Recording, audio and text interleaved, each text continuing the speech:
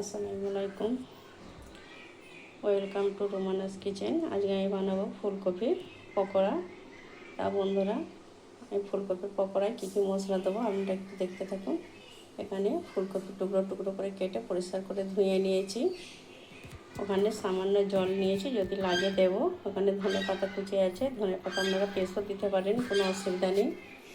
এখানে আছে হলুদ গুঁড়ো, এখানে আছে জিরে, শুকনো লঙ্কা, গোলমরিচ, ধনে ভেজে গুঁড়ো করে নেওয়া হয়েছে। ওখানে লবণ আছে, এখানে শুকনো লঙ্কা গুঁড়ো আছে, আর আদা রসুনের পেস্ট আছে, এখানে বেসন আছে, কর্নফ্লাওয়ার আছে। এগুলো আমি সব একসাথেই মিক্স করে দেব। আপনারা ভিডিওটা প্রথম থেকে শেষ পর্যন্ত দেখতে থাকবেন।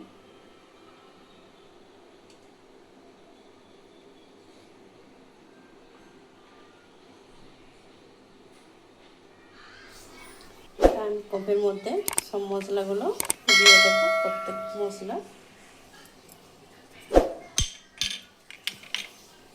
বন্ধুরা সবাই ব্যস্তই আছে, আমি একাই ভিডিওটা তুলছি, ওই জন্য আপনাদের দেখিয়ে দিচ্ছি কী কী দেবো।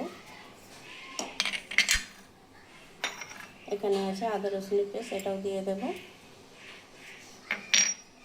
এখানে আছে ধনে পাতা কুচি, এটাও দেবো। আপনারা চাইলে মিক্সচারে পেস্ট করে নিতে পারেন। এখানে বেসনটা আছে, এটাও আমি দিয়ে দেব। এখানে কর্নফ্লাওয়ার আছে, এটাও আমি দেব।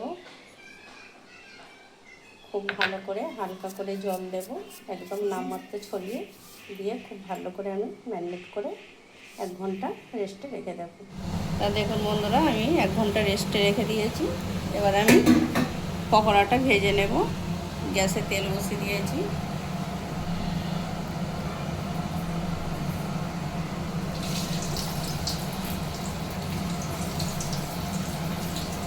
সব পকোড়াগুলো এইভাবেই ভেজে নেব। পকোড়াটা আমি এইভাবে লাল করে ভেজে নিয়েছি।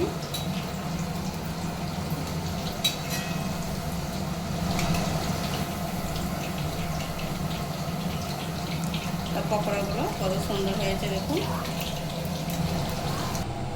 দেখুন বন্ধুরা, ফুলকপির পকোড়াটা আমার কত সুন্দর হয়েছে। তা আমার রেসিপি যদি আপনাদের ভালো লেগে থাকে, লাইক শেয়ার কমেন্ট করবেন। আমার চ্যানেলটিকে আপনারা একটু সাবস্ক্রাইব করবেন। আপনারাও এইভাবে ফুলকপির পকোড়া বানান, অসাধারণ খেতে।